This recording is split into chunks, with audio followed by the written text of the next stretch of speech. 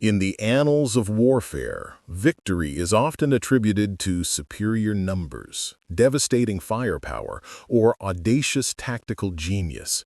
We speak of battles won and lost, of strategic maneuvers and the courage of soldiers.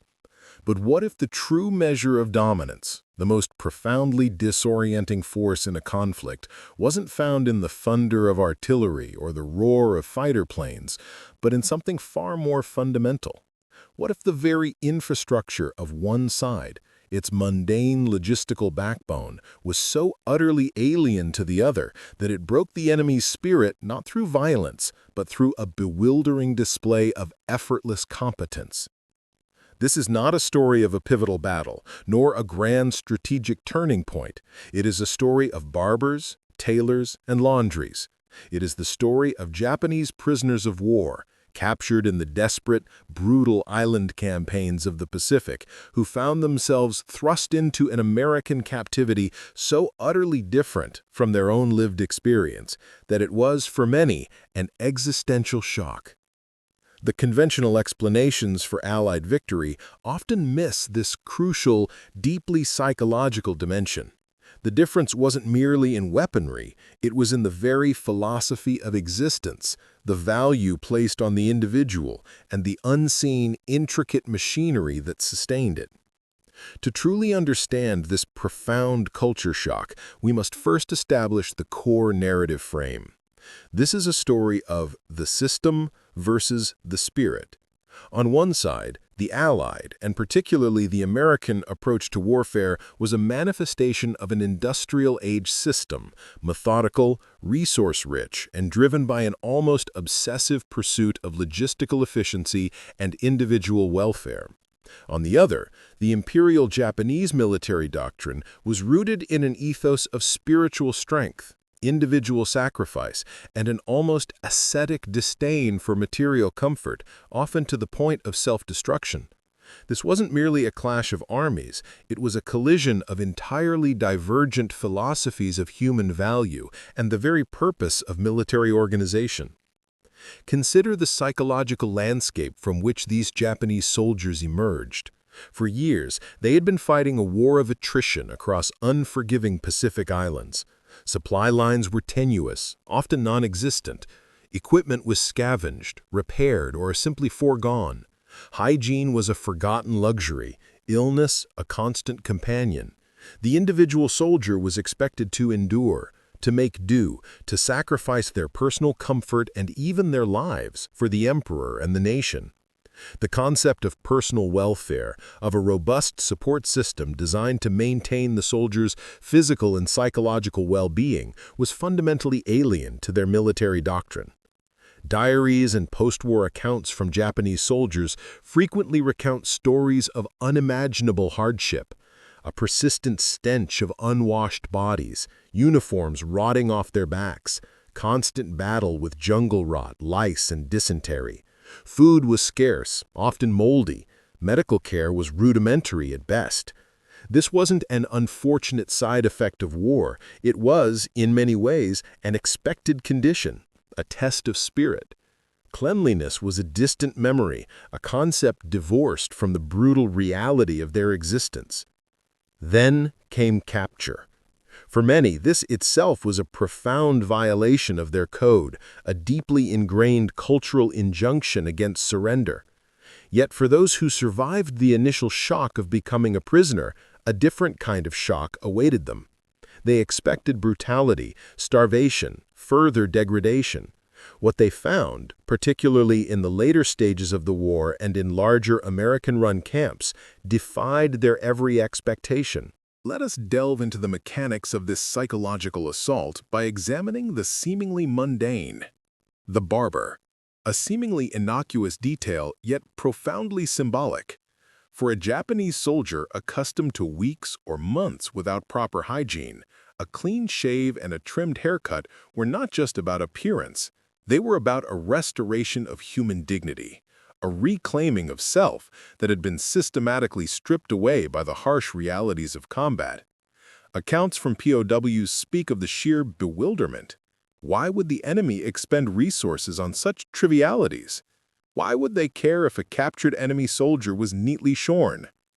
This seemingly small act represented a fundamental difference in the valuation of the individual.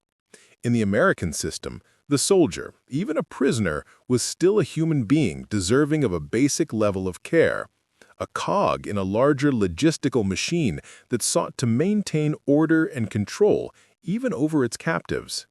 For the Japanese, such an investment in an enemy was unfathomable. It shattered their expectation of dehumanization, leaving a void where hatred was supposed to reside. Next, the tailor.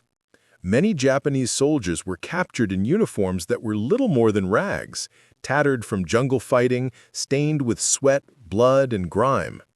The concept of being issued a fresh, clean uniform and then having it tailored to fit was an experience that bordered on the surreal. This wasn't just about new clothes. It was about precision, about individual fit, about the systematic allocation of resources to ensure comfort and dignity, even for prisoners. Private Masao Adachi, captured on Saipan, recalled in a post-war interview, "My uniform was full of holes.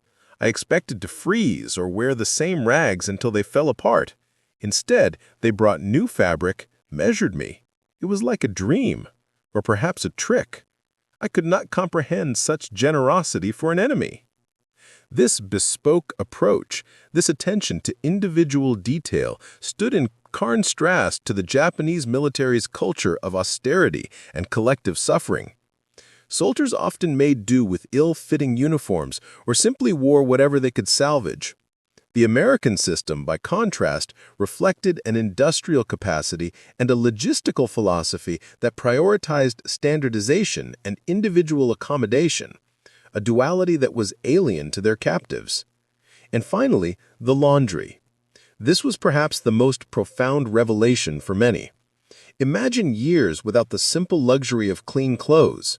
Imagine the pervasive smell, the constant irritation of unwashed fabric against the skin, the breeding ground for disease. Then, suddenly, in captivity, clothes are taken, washed, dried, and returned. Not once, but regularly. This wasn't a manual, laborious process. It was an industrial one, driven by machinery and a systemic dedication to hygiene. The American military, born from an industrial society, understood that cleanliness was not just about morale, it was about health, about preventing disease, about maintaining the fighting efficiency of its troops. This infrastructure, this immense logistical capability to provide fresh water, soap, and machinery for millions of men was simply beyond the imagination of the Japanese soldiers, whose supply lines were often collapsing under the weight of basic ammunition and food.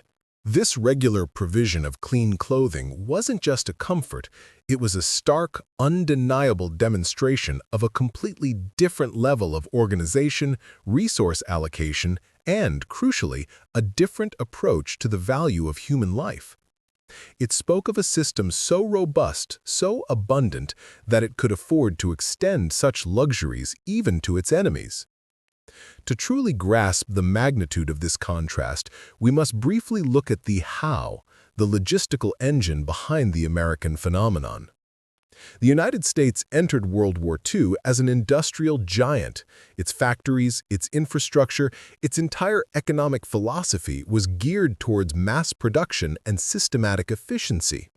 This translated directly into its military. The American military supply chain was a marvel of modern logistics, from vast quartermaster depots in the U.S. to intricate supply lines stretching across oceans. Every conceivable need of the soldier was anticipated and, wherever possible, met. This included not just weapons and ammunition, but food, medical supplies, and, crucially, personal hygiene items and services. The Army Service Forces, under figures like Lieutenant General Brahan B. Somervell, engineered a system that could move unprecedented quantities of goods across the globe with remarkable efficiency. This system valued the individual soldier, understanding that a well-fed, healthy, and reasonably comfortable soldier was a more effective fighting unit. Contrast this with the Imperial Japanese logistical doctrine, which, while capable of astonishing feats of improvisation and endurance, was fundamentally different. Japanese logistics often relied on a decentralized, almost ad hoc system, prioritizing offensive momentum over the systematic care of the fighting man. The concept of Bushido, the warrior's code, emphasized spiritual strength over material reliance. Soldiers were expected to forage, to endure, to make their last stand without expectation of relief or extensive support. The value was placed on the collective spirit, not individual comfort. The vast distances of the Pacific, coupled with American submarine warfare and air superiority, further exacerbated these inherent weaknesses, making even basic provisions a constant struggle. The strategic contrast here is crucial. The American system understood that the system itself was a weapon. The ability to resupply, to rotate troops, to provide rest and medical care, to maintain hygiene, these were not peripheral amenities, but core components of combat power. The sheer predictability and abundance of this support system created a psychological resilience that was unparalleled. Consider the Eastern Front, where both German and Soviet forces often faced extreme privation and logistical nightmares. While horrific in its own right, the psychological landscape was one of shared suffering, a brutal equality and hardship. Japanese soldiers, however, were coming from a context where their own high command often expected them to fight to the last man with dwindling supplies, against an enemy who, in their captivity, demonstrated an effortless command over the very material comforts that had utterly been denied to them. This was a unique form of psychological warfare, unintended perhaps, but devastating nonetheless. This brings us to the psychological climax. It wasn't the sound of bombs, but the quiet snip of a barber's scissors, the feel of clean fabric, the absence of pervasive stench that became the ultimate disorienting force. For many Japanese POWs, the experience of barbers, tailors, and laundries was not merely a physical relief, it was a profound ideological challenge. The meticulously clean camps, the regular meals, the systematic medical attention, all these elements cumulatively dismantled their deeply ingrained worldview. Their military doctrine had preached the spiritual superiority of Japan, the weakness of the materialistic West. Yet here was the materialistic West demonstrating a level of organized care and abundance that shamed the privation of their own forces. It was a dawning realization that perhaps their spiritual strength, while admirable, was insufficient against a system that could not only win battles, but also maintain a fundamentally higher standard of living, even for its captured enemies. This wasn't a realization born of fear, but of an unsettling awe. It shattered the narrative of their own national sacrifice, revealing a fundamental asymmetry, not just in power, but in the very logic of war. If the enemy could afford such care for them, what did that say about the resources and philosophy sustaining their own fighting men? This realization often led to a deep sense of despair, a questioning of everything they had been taught, and a profound understanding of the insurmountable nature of the forces they were up against. The legacy of this culture shock in POW camps extends beyond individual psychological trauma. It speaks to a larger, more profound lesson about modern warfare and the nature of national power. The meticulous care of Japanese POWs, born out of American logistical capability and a different understanding of human dignity, served as a stark, undeniable demonstration of the industrial might and systemic efficiency that underpinned Allied victory. The big idea here is that modern warfare is won not just by brave soldiers or ingenious generals, but by the unseen, complex web of logistics, by the systematic valuation of human capital, and by the sheer industrial capacity to sustain an effort of unprecedented scale. The barbers, the tailors, the laundries, these were not just services, they were symbols. They were symbols of a nation that could afford to be humane even to its enemies because its underlying system was so robust, so abundant, that it redefined the very parameters of conflict. They revealed that the battlefield extends far beyond the front lines, into the often ignored realms of supply, maintenance, and the psychological impact of systematic superiority. The story of Japanese POWs encountering barbers, tailors, and laundries is more than a historical anecdote. It is a profound investigation into the psychological dimensions of total war.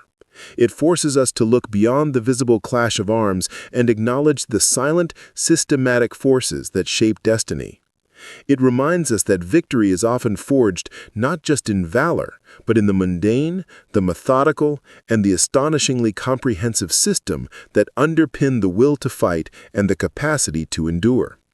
In the end, the simple acts of cleanliness and order offered to captured soldiers revealed a truth far more devastating than any weapon, a fundamental, almost unbridgeable gulf in the very nature of their respective worlds.